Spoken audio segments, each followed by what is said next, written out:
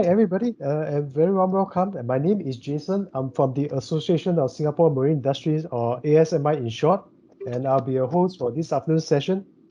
And first and foremost, we would like to thank our supporting organizations, namely Innovation Quarters, Rotterdam Partners, Netherlands Foreign Investment Agency, or NFIA for short, Rotterdam Maritime Capital of Europe, and Zena Maritime Solutions for your support to make this webinar possible.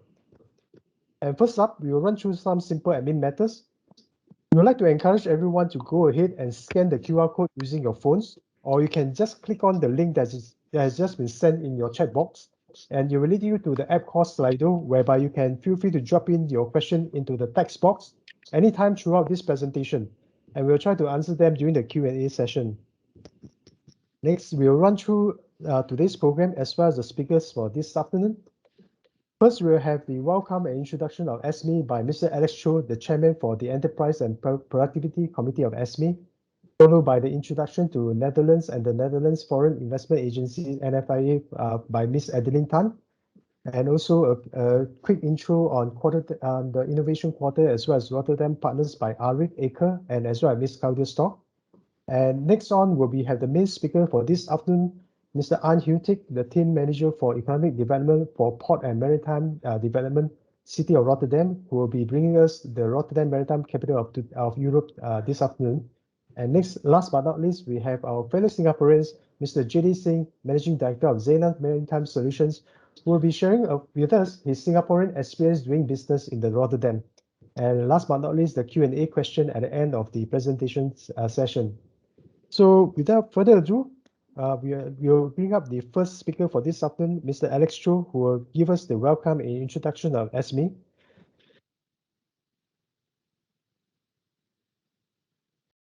Good afternoon, ladies and gentlemen. Welcome to the ESME International Webinar Series. Today, the City of Rotterdam will take center stage as they are the maritime capital of Europe. I think both the Netherlands and Singapore have maritime and marine industries that plays an important role in our country's economies, progress, and development. As the world moves forward in technology and innovation, our industry can also move in tandem to stay competitive and improve how maritime and marine activities can be carried out. The pandemic had hastened the need for ESME members to internationalize, as this will allow us to diversify and expand abroad into new markets and to access new customers. Internationalization also helps us to learn and adopt new areas and also capitalize on foreign investment opportunities. And one such country that ESME members can pivot towards is the Netherlands. Netherlands is one of the forerunners in Europe with a strong long-standing innovation culture, as we learned that they are successful inventors of the Wi-Fi, the Bluetooth, and even the stock market. And unlike Singapore, Netherlands fosters open experimentation and cross-discipline ideas, which gives us a lot of opportunities. We are very privileged today to have with us experts and agencies from the Rotterdam Maritime clusters, and they will provide us with insights and possible growth areas in the city of Rotterdam. Our guests today will also include the NFIA, that is the Netherlands Foreign Investment Agency, and they can certainly help us provide support in new foreign investor startups or business expansion in the Netherlands. NFIA can also help connect us with partners in the Dutch network and organize fact-finding trips and present practical solutions to both public and private partnerships. In our midst, we have also Innovation Quarters, and they will collaborate and cooperations with small medium enterprises, academias, and government to strengthen and stimulate innovation potentials. Innovation Quarters is well attuned to the latest maritime and marine technology development around the world and can certainly help translate them to innovation ideas. And together with the agency Rotterdam Partners, who is also a regional economic development agency for Greater Rotterdam, they can assist marine and offshore companies to invest, establish, and grow in the city of Rotterdam. We are very excited in the next 1 hour to learn from the city of Rotterdam on the latest development of Netherlands, how they have been Europe's most advanced and competitive shipbuilding cluster that is able to build all kinds of specialized ships that integrates complex technical solutions. We will also gain insights about the support and resources provided by both Innovation Quarter and Rotterdam Partners, and understanding how they can support Dutch business interests in Asia through Singapore and vice versa, how they can help foreign business expand in Rotterdam. We will also hear a case study from a Singapore company, Xena Maritime Solutions, on their involvement in vessel design and conversion and their journey and experience in the Rotterdam. Rotterdam houses one of Europe's most advanced and most competitive shipbuilding cluster. They provide most advanced ship technology to clients around the world and have a home market for short sea shipping, mega yachts, offshore engineering, and workboats. Armed with many highly educated and experienced maritime professionals, they have honed out global leading company and brands like Diamond Shipyard and Royal IHC. Rotterdam is certainly an attractive go-to city to do business with professional service providers in the marine and maritime sector. I appreciate this gathering of like-minded people from both Singapore and the Netherlands today that can support each other to transform opportunities into realities. I'd like to wish all of you a fruitful internationalization webinar this afternoon. I wish you good success. Thank you. Thank you, Alex, for the welcome and the introduction. Next up, we will have Ms. Adeline Tan, the Area Director of the Netherlands Foreign Investment Agency, NFIA, who will be doing an introduction on who NFIA is and the works they are doing. So without delay, let me just do a quick intro on Adeline. So Adeline is part of the pioneer team that builds the foundations and network to start the NFIA office in Singapore in 2007 and for Australia in 2019.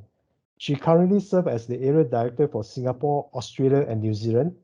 In her current role, she assists companies in the above-mentioned countries to expand, relocate, or diversify their business in the EU via the Netherlands. Prior to joining the NFIA, she has worked in both the FMCG as well as the oil and gas sector. Adeline holds a Master in Economics and a Bachelor's in Business and has a passion for starting up new markets. So without further ado, let me pass this time over to you, Adeline. Adeline, the floor is yours. Thanks, Jason. Okay, let me pull up my slides. Let me see.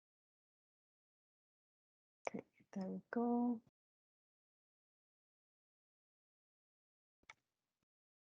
Okay, I believe that works. So very warm good afternoon to everyone.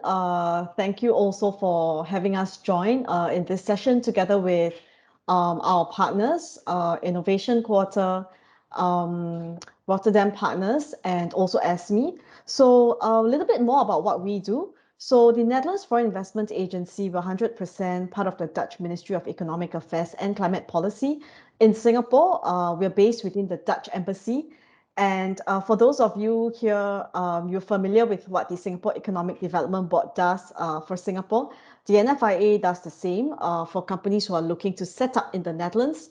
On that note, we do work very closely also with our regional partners, and in this case, Innovation Quarter and Rotterdam Partners, to really provide a full host of services for companies either exploring, so you might not have made that decision, but we're here to inform you.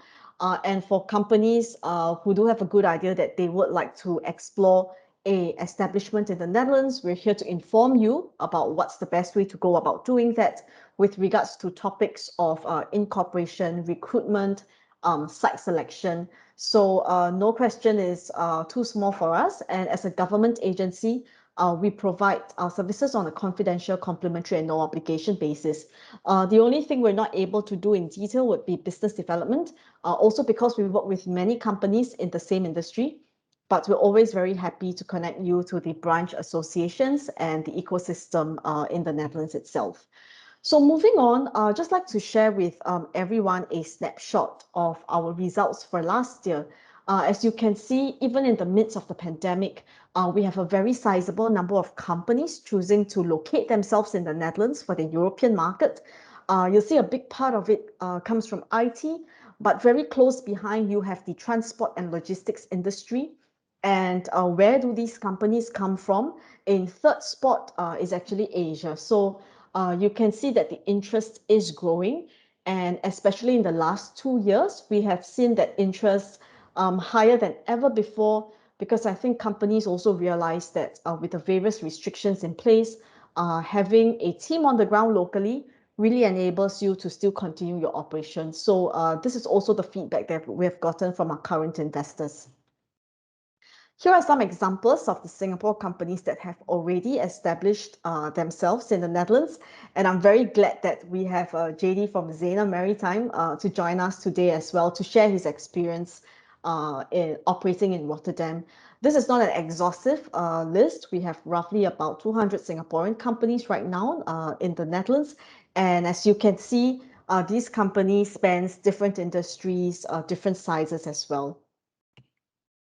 So these are some of the key unique selling points that we have as the Netherlands when we talk about Europe, strategic location, good infrastructure in terms of logistics and also technology, a competitive fiscal climate, strong international business climate, excellent quality of life, average cost of living, and of course, talent remains a very important aspect for many companies. However, the devil is in the details, so I'd just like to jump straight into the key points.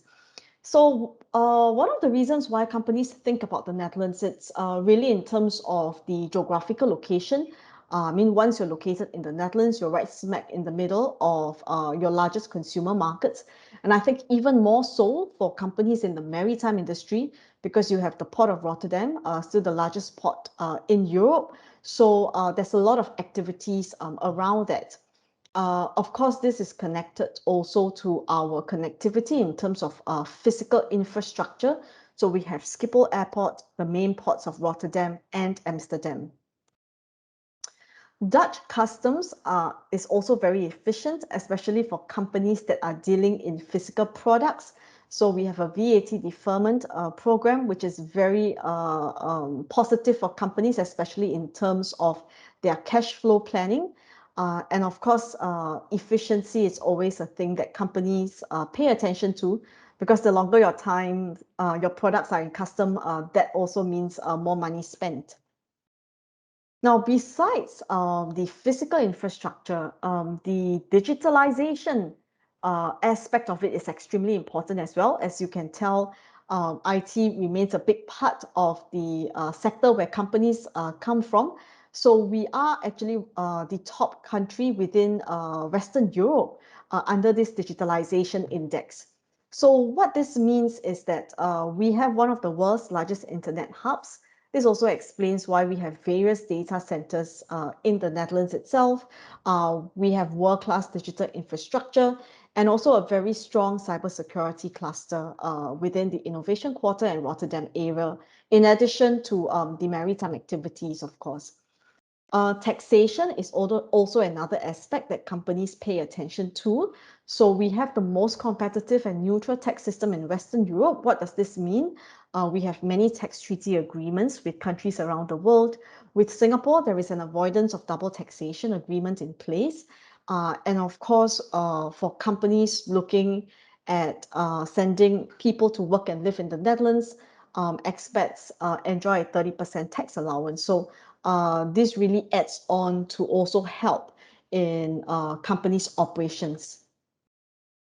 Now, international business climate. So based on the World Competitiveness Scoreboard, I think it's very interesting to note, and we have to highlight this because we're based in Singapore. Singapore ranks number 1, and we have the Netherlands ranking number 1 for Western Europe. Now, what this means is really in terms of business culture and working together, it's extremely similar. We're talking about response time, lead times, the way of conducting meetings. So you would see this is also one of the reasons why Asia actually has the 3rd spot in terms of investors in the Netherlands. Language skills is also something that companies pay a very close attention to. Reason being, when you set up your European office in the Netherlands, the area of coverage is not only on the Netherlands, but really EU itself. So in the Netherlands, I would say everyone speaks English. And also, what is fantastic about it is that more likely than not, you would be able to get somebody locally who can speak 2 other European language. So either German, French, Italian. So this really makes your team extremely strong in terms of an EU coverage. Skilled labor is readily available.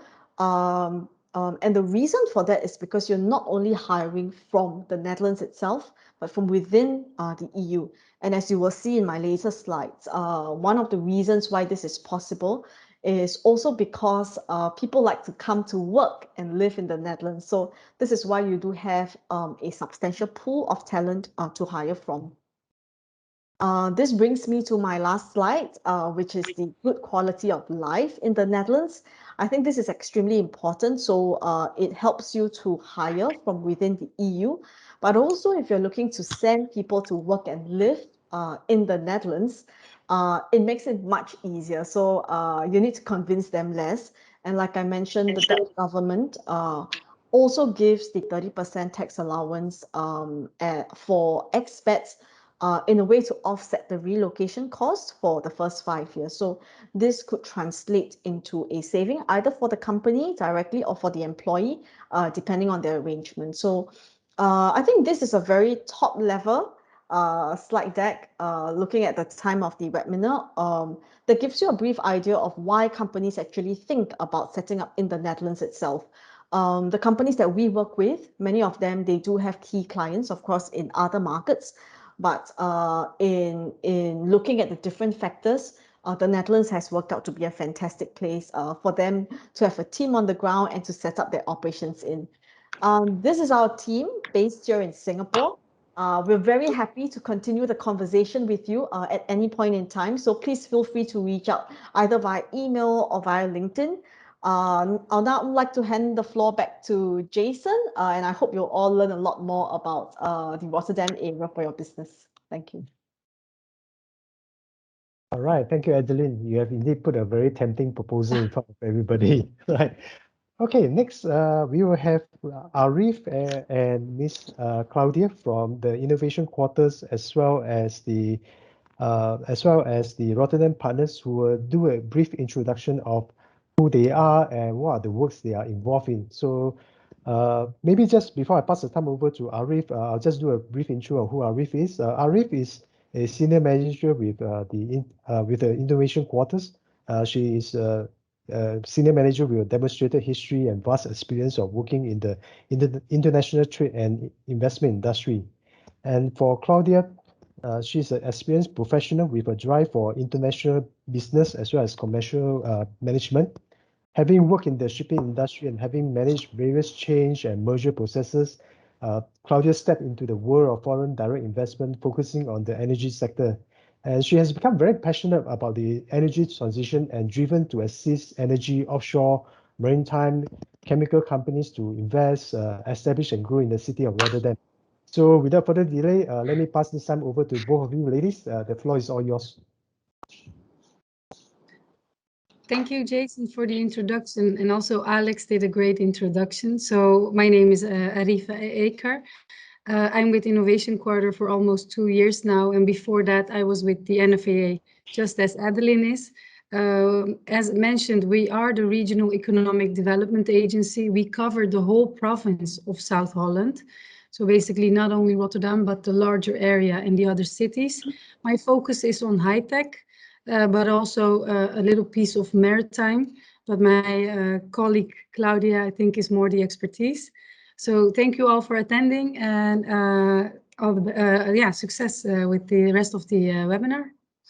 Claudia?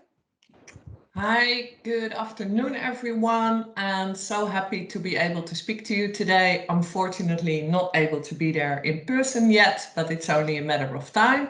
My name is Claudia Stolk. I'm one of the business managers with Rotterdam Partners, and as explained very well by Jason and Alex, we are the marketing promotion agency or office of the city of Rotterdam. My role in there is to support international companies like yourself in the process of potential establishment in our city. I'll be happy to talk a lot more about that with you. So please feel free to reach out to me and I'll be happy to tell you everything about Rotterdam, and hopefully you have a successful time today in the webinar and find it very informative. So thanks again and good luck. Right, thank you, ladies. There was a very interesting introduction to what you do for Rotterdam Partners as well as for Innovation Quarters. Coming up next is our main speaker for this webinar, Mr. Arndt Hutig, the Manager for Economic Development for Port and Maritime Economy, City of Rotterdam, who will be sharing with us on Rotterdam, the maritime capital of Europe. A quick intro on Mr. Hutig. He's responsible for facilitating the economic development of the Port of Rotterdam and its surrounding maritime industry from the perspective of the City of Rotterdam. His main responsibility are making sure that the City of Rotterdam implements programs and projects that are relevant for the economic development. So without further ado, let me pass over the time over to you, Anne. The floor is yours, Anne. Thank you very much, Jason, and good afternoon to all of you. And thank you for having me on to this webinar this afternoon. Let me share my slide deck. There'll be quite a few slides from my side, but I'll just run quickly through them for you to get an idea of what Rotterdam Maritime Capital of Europe is all about. Basically, to start off, we can say we share a lot of similarities as the Netherlands, and especially as Rotterdam and as Singapore. Singapore, you can see Singapore as a gateway with the port to Asia, and we in Rotterdam see ourselves as the gateway to Europe with the major port of Rotterdam, which is the biggest port of Europe, as it is at the moment. Some 5 years ago, we realized an alliance under the name of Rotterdam Maritime Capital of Europe, with the idea that we have a very large cluster, the most complete cluster, as we like to say, in Europe, and we thought it would be good to connect all these activities in the cluster all together. A little bit more about Rotterdam Maritime Capital of Europe. So it's a regional network. So it spans all the way from the port of Rotterdam all the way into the hinterland connections, and it's a cluster for the development and strengthening and profiling of Rotterdam as the maritime capital of Europe. And as the city of Rotterdam, we cooperate in this way with several other municipalities and several public and private stakeholders. A little bit about history. Not too long, but just to give you an idea that there is a long-standing history of the port of Rotterdam, which has been part of the city already before the 19th century. What you saw that when the port started to grow, it started to grow also outside the city limits, more and more and more. And at the end of the 20th century, which was last century, you could say that the port was sort of not connected to the city anymore. It was mostly outside of the city. So all the activities which were in the past in the city moved to the outside of the city. And in the end, we saw a little bit of maybe a disconnection between the two, but then we realized that the port is one of the main things that makes Rotterdam attractive and that makes Rotterdam grow in economic terms. And we said we need to do more to have the city and the port connected to each other. And this is also one of the reasons why we established Rotterdam Maritime Capital of Europe. But we've realized we do many activities to make sure that the port and the city are intertwined with each other. But you see that the port has grown, so basically from somewhere really in the middle of the city, where there are still some activities, to a large area outside the city, which is shown on this slide here. Basically, this is the Rotterdam area. If you look at the slide on the west side, on the side of the water, this is what we call Maasvlakte 2, which is the most recent addition to the port, which is really outside the country, which has been built into the sea. And it spans all the way from Rotterdam to where you see on the right-hand side the green part, which is the Drecht cities, which is also part of the Rotterdam Maritime Capital of Europe, because there are, for example, a lot of shipbuilding activities and a lot of equipment suppliers also in that area, as there are major rivers in that area as well. A little bit about our ecosystem. We can identify probably, as you see here from the 6 dots, 6 main activities that we focus on. One of them being the port and logistics, which is no surprise, as I introduced. So energy and industry is very important to us as well. There is a major energy cluster, which is an interesting challenge these days with energy transition, which I'll touch upon in a moment. We just see commodity trade, which is still very important for Rotterdam Port and the area. A lot of commodity coming in, particularly from Asia, and being shipped further on to the hinterland. Maritime business services. We talk, for example, about insurance companies, brokerage companies, financial companies. They're all also located in a cluster within Rotterdam City.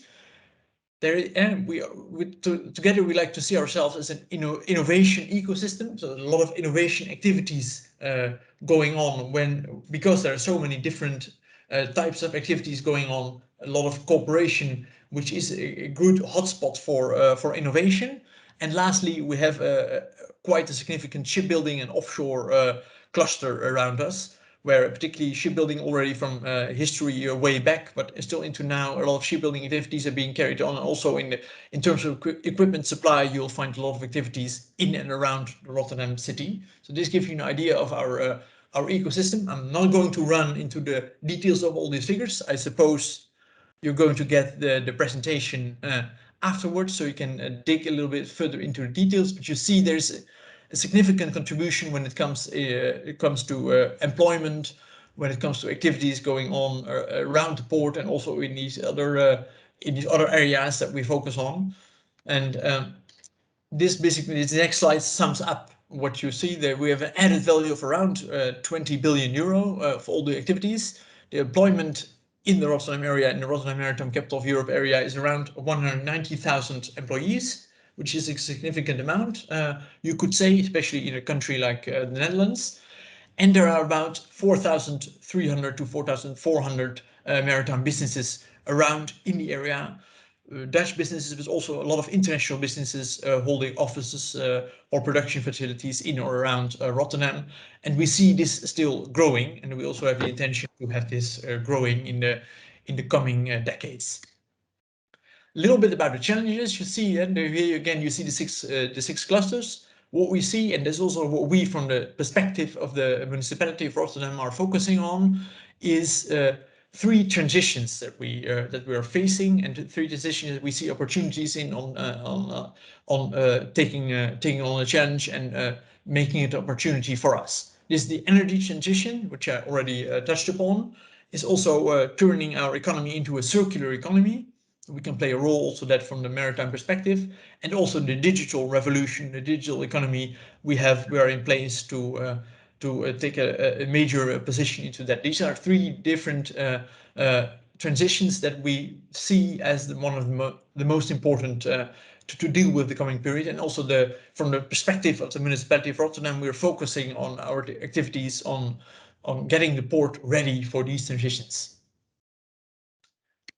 Main goal, having a future-proof regional maritime cluster with excellent competitive position. Well, this, I guess, makes sense after what I just told. So there is a lot of activity going on. A little bit, and now focusing a little bit on the cooperation between Singapore and Rotterdam, as we're here on this seminar together with you. Here you see a sort of a very complicated, but maybe also nice wheel with a lot of activities that are going on. There's lots of activities going on. We have with Singapore, we have pretty close ties. We are recognizing also from the perspective of Rotterdam, we have Singapore identified as a so-called maritime hotspot, meaning that we try to cooperate closely with you in Singapore on making the best out of it, on the opportunities that arise in both sides of the world. We have, for example, when it comes on education, we have cooperation. I'll get to that in the next slide. But also when it, for example, comes to growing a startup and skill-up community, we like to cooperate with. For example, we have the Port Excel program, which also runs in Singapore.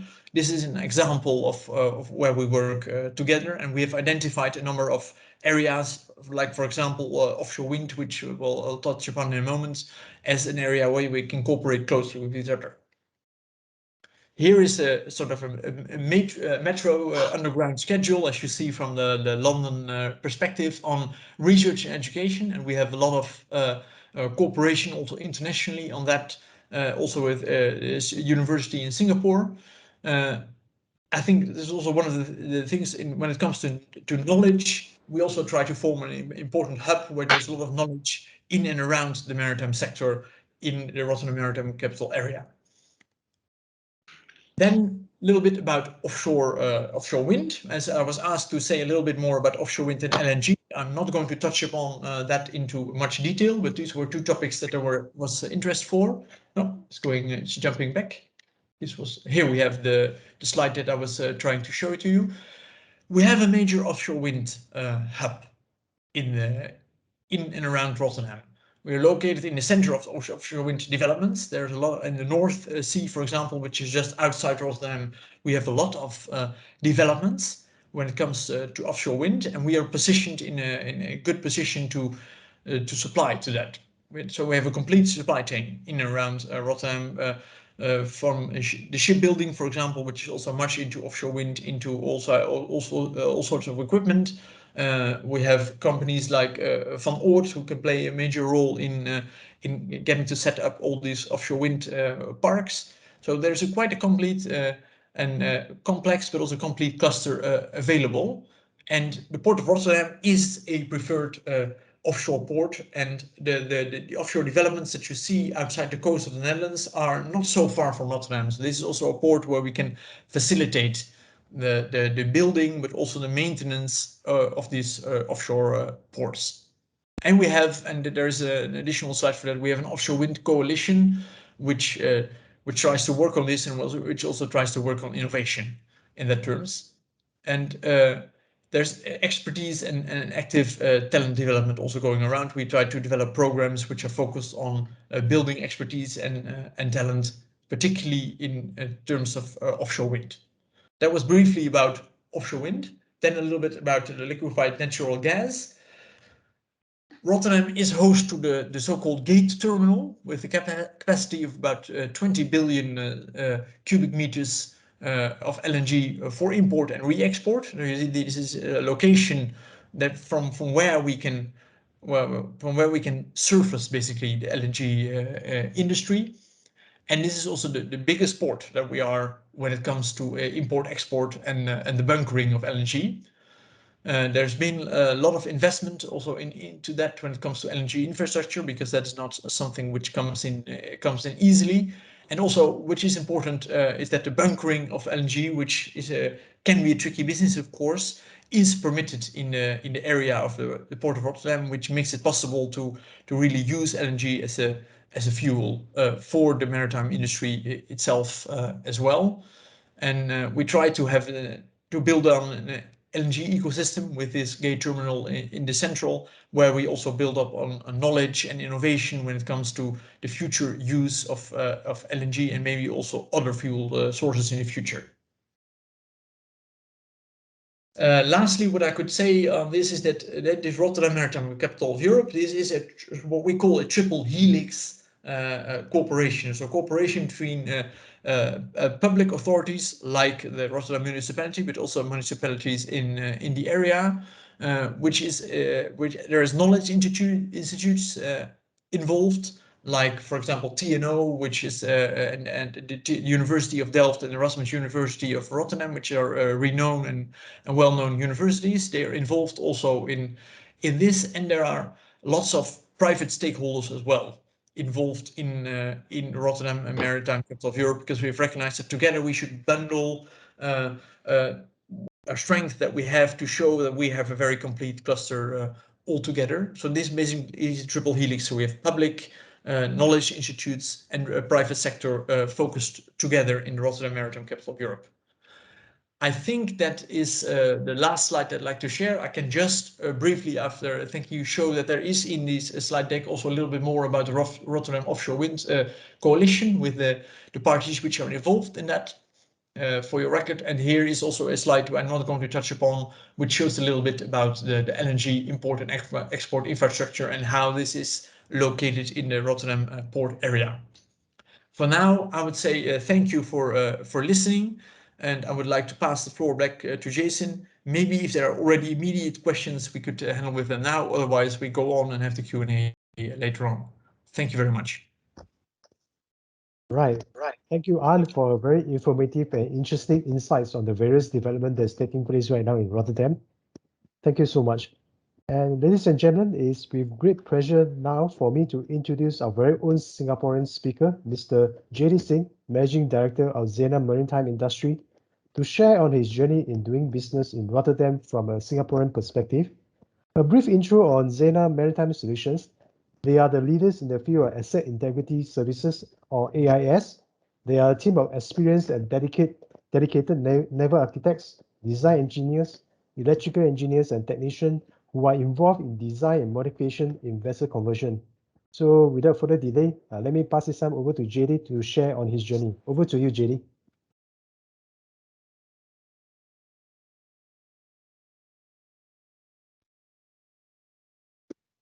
JD, I think you are mute. Good afternoon. A warm welcome to all fellow companies from Singapore. I can only say one thing. If you are not already in Rotterdam, and I will fortunately, unfortunately speak from the Rotterdam perspective where we are based, and we have been here now for almost 7.5 years. The journey was very fast, very quick. Luckily, we have the support of NFI in Singapore and Adeline and her team. What are the few things that go into everybody's mind when they want to explore overseas? You know, we are always scared of, there are certain facts. How fast is it going to be possible to actually get the ball rolling? Are we going to be fast enough to integrate into the ecosystem? For smaller and medium enterprises, you have things in your mind like, how long will be the investment cycle? How long will be the time when I can actually start seeing some returns? Because that affects our working capital. And in this day and age of COVID, one of the things that we always want to protect and safeguard is our working capital, especially if you are a smaller company. One of the things that is going to be amazing about integration into Rotterdam and the overall Dutch environment is the speed at which things get done. We are used to, in Singapore, getting work done very fast, be it our interaction with the government or any other, utility, etc. Things move very fast in Singapore. And we have that mindset. Rotterdam definitely offers the same thing. You have to invest in a new country, in a new environment, in a new ecosystem. So one of the things that you also want to have is maybe some of your key personnel who've been with your company for a long period of time to help get it, settled in and start the operations in a new country. Netherlands is very favorable in allowing expats to come in. The expats lead over here is very convenient. Adeline mentioned about the 30% tax ruling. It's a big deal. One of the small things, which may not be a big deal, is the integration. For example, when you come in from Singapore, you want to drive a car, you want to travel all over Europe, visit customers, everything.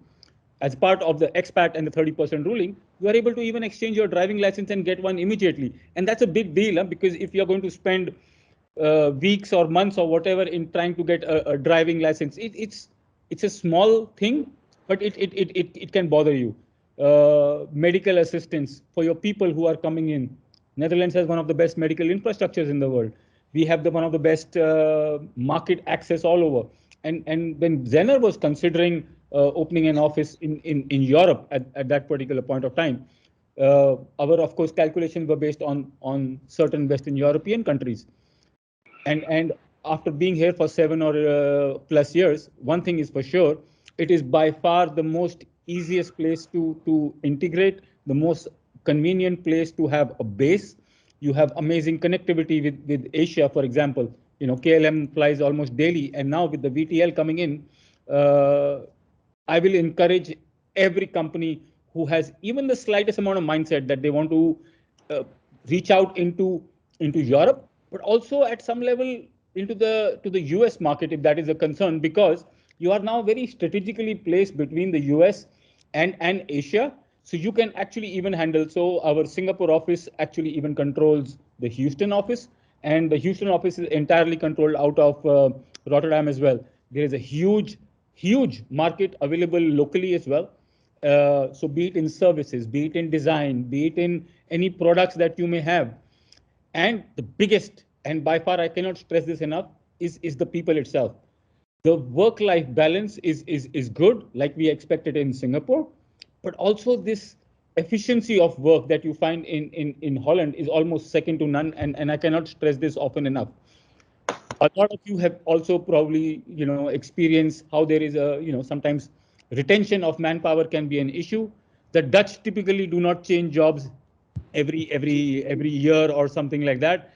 So it helps build a culture within the organization, and this is a big deal, because then we, for example, over here, our manager has been with us since day one over here for the last 8 years.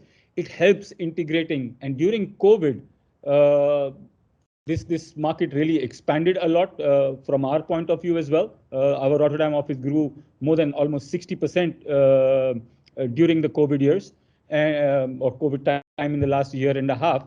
It is a comforting factor for companies who want to have an alternate source of revenue and market. You cannot go wrong. And with NFIA and Rotterdam partners over here in Rotterdam itself, you will find them, they are very business friendly, business focused. No question is big or small. I mean, we were a very, very small company in Singapore when we were, starting off over here. And you would not find, I thought, yeah, the government agencies, I'm not a big levers or a shell. I'm going to get no attention.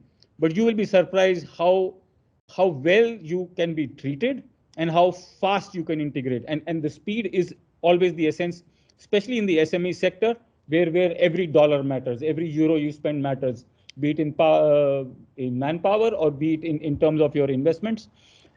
Rotterdam is the place to go. For those who are seriously considering an expansion out of Singapore, especially into the European market, you do not even have to bother considering any other place, because you are within 2 hours flight from Spain or in Eastern Europe, etc. And there is train connectivity. You are half an hour from the UK, and then the government is there, the city of Rotterdam, and NFI and Rotterdam partners are there to literally handhold you throughout the entire process. So anybody, you can just feel to reach out to me at any point of time, and I will more than happy to guide you through the steps required to invest in Rotterdam, which at the end of the day is basically you're investing in your own company. So thank you, gentlemen and ladies.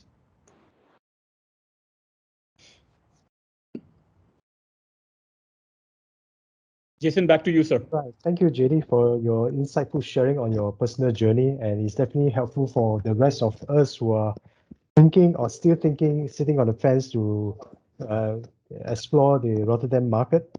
So, ladies and gentlemen, we have come to the Q&A question.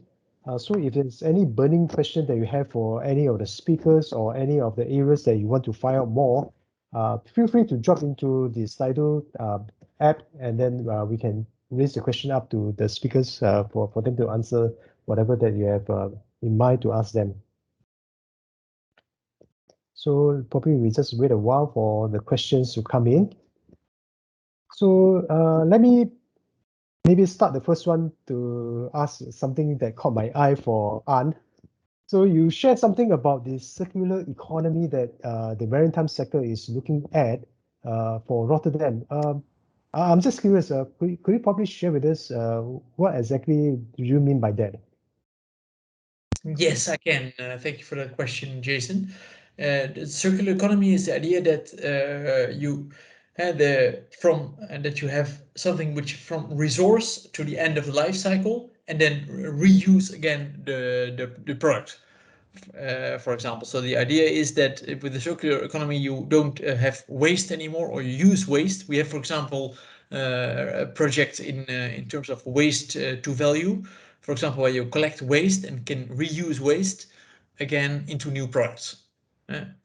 That is the idea of circularization: is that you have, when you have resources, that you are not going to waste them, but you're going to use, and you're going to use the product. And when the product is the end of the life cycle, then usually what we see these days is that it's going to be turned into waste. But then this waste can be decomposed probably, or be reused into new products. Or products can be in this, which also a circular thing is products which are at the end of life cycle can be refurbished. So that is also a possibility to reuse, and to make it maybe a bit more visible when it comes also into the maritime industry. We are quite well known in also in the super yacht and the super yacht building industry. We are also working here on where you see super yachts are being built, and at a certain point they're at the end of their life cycle. And then you can just say, well, we leave them or we send them somewhere in the world to get them onto a beach. But instead, you can also say we get them into a shipyard again to refurbish and to make a new yacht out of it. And or if this is not possible, use the materials which are part of the yacht into other products. That's the idea of a circular economy. Hopefully that is clear. Right, thank you. That is definitely very informative. I have one more before I let you go. I'm just curious to find out in the area of digitalization for Rotterdam, could you share with us the journey and the specific things that's being done to help the maritime sector to digitize? Because one of the key things that Singapore is looking at is gradually moving the M&OE sector towards the path of digitalization. And we all know digitalization is such a broad, big word. And that is something that a lot of SMEs that is present with us this afternoon in the participants is that when you talk about digitalization, what exactly are some of the takeaways that you can share with them in terms of the journey the Rotterdam maritime sector has experienced? Yeah, well, there's quite a few aspects, of course, to the energy transition. There's first of all, and this is also more a local thing, but there's also industries involved in that. Is that you see we have a large industrial cluster. We have like I shared in my presentation, we have quite a significant oil and petroleum cluster. And there we need to get the companies ready to use different types of energy, for example. Also to make the port ready, what are we going to do in terms of these fuels in the future? For example, we are now a lot into maybe heavy fuel oil or marine diesels, for example. In the future, the shipping industry could be running onto on hydrogen. And so we're trying to develop a hydrogen hub, which is not only for industry itself, but which is also possible as hydrogen as a source for the maritime industry, as a source to be used when for ships. This is also a possibility that we're looking into, and there are other varieties of synthetic fuels that we're looking into. So this is more the fuel and the industry area. There's also an area which we're focusing on, which is still, well, something which needs a lot of research. But what we're doing also in Rotterdam area is sustainable shipping. And also in the sustainable shipping area, there you can think about autonomous shipping, but you can also think about other types of sustainability, which are not only related to fuel, for example, but it can also be related to how are you constructing or building the ship. And that's also what we try to be leading on, to get ships as efficient as possible, so they use as little as possible energy. That's an energy transition when it comes to sustainable shipping. But the main focus for us is to get the port and the surrounding maritime cluster ready to get the classical use, let's say, of oil that we have these days into future types of energy. For example, offshore wind, etc. But also different type of fuels that we could use that we could have in the cluster itself in the port. Is that clear enough? Yes, definitely. Thank you, An. That's very informative as well. All right, I think we are seeing some question coming in. There is a couple of quite similar questions, but probably I'll lump them together and for any of the speakers to take it on. The question is, who should I approach to start my incorporation journey into Rotterdam, and what are the requirements, the timeline for incorporation?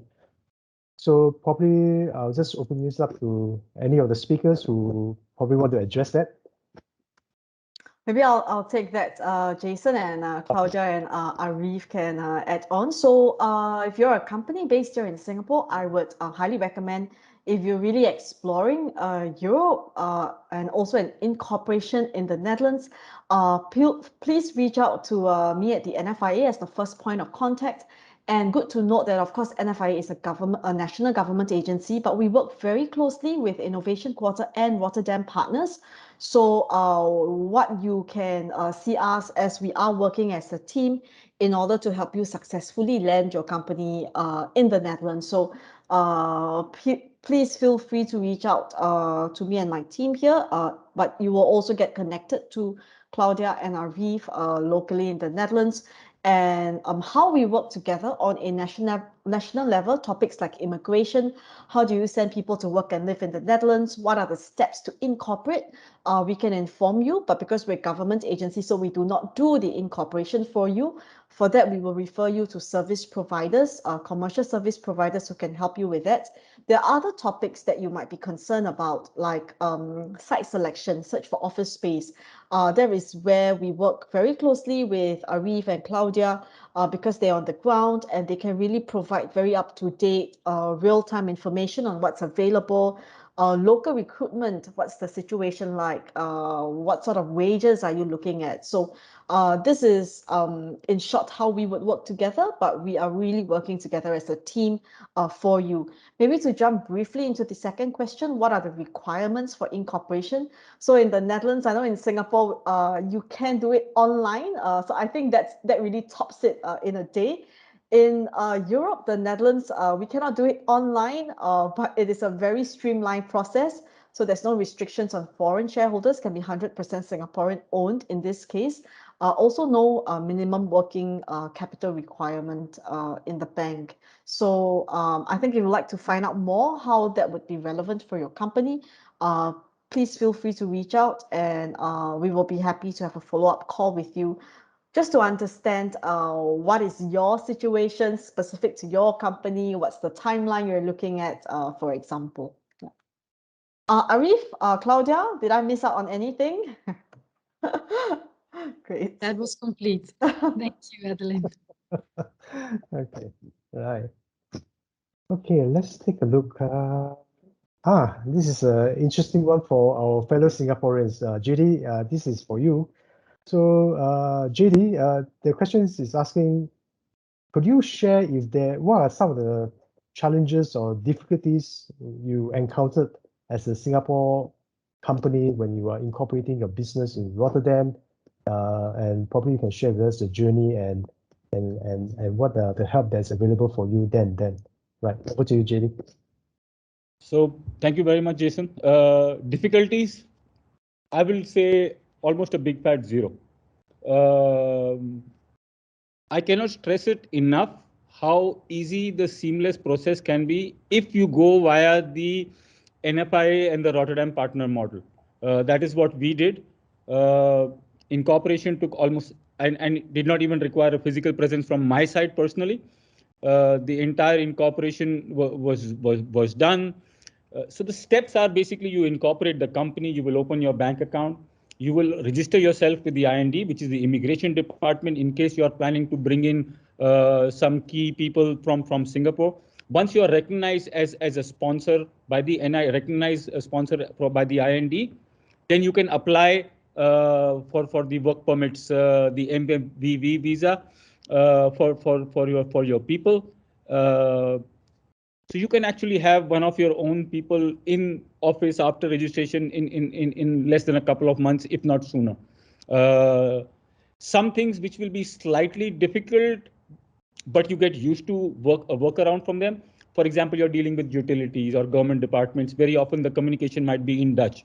Having said that, if there's any problem, pick up the phone. I have yet to meet somebody in Holland who does not answer well in English. Maybe they are, but I have not met them. So be it in the government department, be it in utilities, you can just pick up the phone and ask if you have any clarifications. Housing is getting very expensive here, but compared to Singapore, is still cheaper. Because for people, we have people problems, right? Companies have company-wide problems, but at the end of the day, there will be people coming and living and working. So they will have their people-level problems. Things like food, grocery, transport, very, very economical. Salaries are, by European standards, very decent. They are not ridiculous or whatever. And the workforce is really, really hardworking. A 10-hour in the office is a 10-hour in the office or an 8-hour in the office. The Dutch hardly ever take even lunch breaks, which was something we were getting takes a little time getting used to, because in Singapore, you will go down to your favorite food court and somewhere to have your quick makan. But over here, 90% of the time, people are just sitting in their desk and having their sandwich or their fruit and continue working. It adds to the efficiency levels a big time. Imagine you change your mindset or whatever. So yeah, I had to get used to Apple in the afternoon, but then luckily the doctors are away. But the doctors are good, so no problem there. Okay. Judy, I got to censor the part where 10 hours in the office and no lunch breaks and whatever from this webinar before my boss get to see it. All right, jokes aside. Okay, we have one, I think we have still time for one last burning question. It's what I call $1 million question. It's all, we have all within us, all the business community, and this is $1 million question because it's asking about potential business partners. How can it be linked up to the different business potential collaborative partners from different sectors of the ecosystem? Would there be someone that probably could help to explore that opportunities? Any one of you? Sorry, you, just so that I understand the question correctly, the connection to the local network, you mean, Jason? Yes, probably to the potential collaborative partners.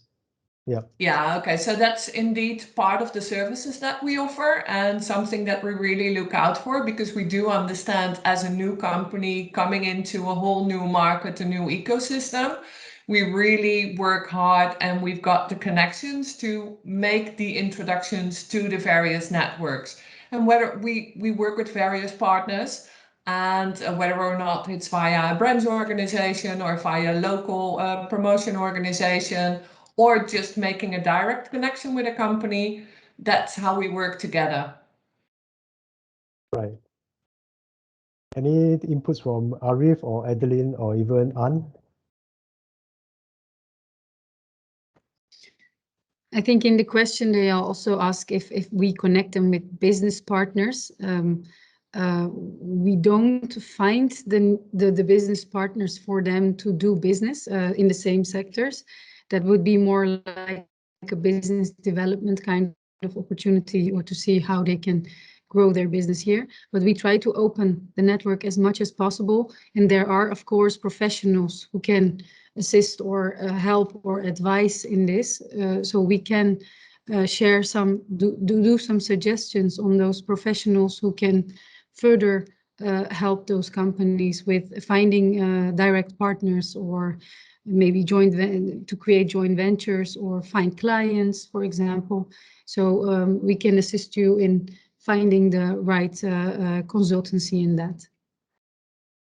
Yeah, I can only second what you said, Arif. Indeed, we particularly organizations like Innovation Quarter and Rotterdam Partners have these networks so that they can link up with them when it really comes to the commercial process, so to say. Right. Any last words from any of the speakers to add on to that? Maybe one more thing. I think in the last 15 years with the team, I've spoken to thousands of companies really thinking about this move. And I have to say, what strikes me is time and time again, there's this chicken and egg question, because I mean, in the investment and the internationalization process, it's always, should I get more customers first before I set up an office, or should I set up an office to get more clients? And I think in the past, it was always somewhere in the middle. It also depends on how strong the relationship is that you have with the few existing clients that you have. You should, of course, already have a couple of contacts in markets, if not specifically in the Netherlands, then in Europe. However, I have to say, in the last 2 years, due to the various travel restrictions in place, obviously from a logistics angle, prices have been increasing. There's a lot of pressure as well. So what we have seen, because the Netherlands offers such a straightforward route to incorporation, there is no very high overhead cost involved. The process is generally straightforward. You can do it without being physically in the country itself. I have to say these reasons have made it very compelling for companies to actually choose the option of we already have a couple of contacts in markets, but they recognize that to grow them effectively and efficiently, it becomes easier to actually put a team on the ground rather than to do it remotely, because it's also a trust factor with your suppliers and customers on the ground. The second thing is then the next step companies usually ask. So what is the biggest pitfall that we can face when we do such an expansion? And sincerely, I think the key answer to that is really your people. The setup process is very straightforward. Everything is in English. We as a country in the Netherlands, we are rules-based. So the rules are very stable. It doesn't change. It is there. The economic regulations are very strong. So it's really about the people that you find to start up your office. And to support that, we are very happy to see how best to connect you to recruitment agencies from Claudia and Arif's side, and also to make you understand, help you understand what's the local landscape like. And of course, the other side of it is if you like to bring people over to the Netherlands to start up that culture of your company, that is definitely very possible. And in today's climate, I think we would appreciate that in the Netherlands, it's still generally quite straightforward to bring people in to work and live. So I hope this answers a couple of these questions in your minds, if you do have them. And we really do look forward to having a one-on-one conversation with you if you'd like to discuss that further. Yeah. May I just add to what Adeline just said? This chicken and egg thing. 7 years ago, when we came to the Netherlands, we had 4 local customers that we were banking on. We have close to 100 now, and that ranges from Germany to France to the UK, because keeping Rotterdam or the Netherlands as a hub, then you can spoke out into all these various locations. You can drive down to Hamburg. I just came in last night at 2 a.m. It's a 5-hour drive to Hamburg, which is technically now our biggest market, Hamburg and Germany. But being out of Rotterdam, it becomes easy to manage this. Or from to Glasgow, half an hour flight, you are in Glasgow. Considering you are in the maritime sector or the offshore sector, Glasgow and Aberdeen are 30 minutes flight away. And it's a lot, sorry to say, better to be based here and use these as your things. Or the ports, Le Havre, Dunkirk, Antwerp, Bremerhaven, even Marseille is if you take the train, you can be there in a couple of hours, or a flight in an hour or so. So you are in the heart of the maritime culture. And even when you go out on the street, you will feel the maritime vibe. It is a maritime city, and you can feel that vibe in the city. We have the shipping quarter, the Weerhaven, and there, as a shipping company, if you are based around in these areas, you automatically feel incorporated and already part of the city already. And that is the best feeling to have in a new country, in a new city, where you can get incorporated as soon as possible. 174 nationalities live in this city, 174, and each and every country's flag is there on the street. They actually display the flag on the street. It's a good feeling. You're going to have a good feeling when you're here. And any fellow Singaporean company, don't waste your time. Just jump in. You will see that you will not only, you will float, you will thrive. And I guarantee that. Yeah, Wow. I would say, JD, you're absolutely right. In fact, for Singapore companies, the region where we have the most number of Singaporean companies is actually in Rotterdam. So I think our companies here would really feel very at home there. And the ambassador, the Singapore ambassador to the Benelux region, very regularly makes a trip actually to Rotterdam to also meet with companies there on the ground. In fact, I would say, sometimes it is actually one of the first places that he visits when he makes his rounds. Yeah. All right. Thank you all for your very insightful inputs and very tempting options that's put across. For me now, I'm 2 miles now between New Zealand and Rotterdam there. All right. Yes, we have all come to the end of this webinar session. So if there are any further questions or burning questions you have after this session, feel free to drop us a line, and then we will forward to the relevant speakers that could answer your question best. So we trust that you have enjoyed this session as much as we have, and now have a better understanding of how things works in Rotterdam, the maritime capital of Europe. And thank you so much. And we hope to see everyone soon, and stay safe, and have a good evening ahead of everyone. Bye. Bye-bye. Thank you. Thank you. Thanks. Thank you all. you.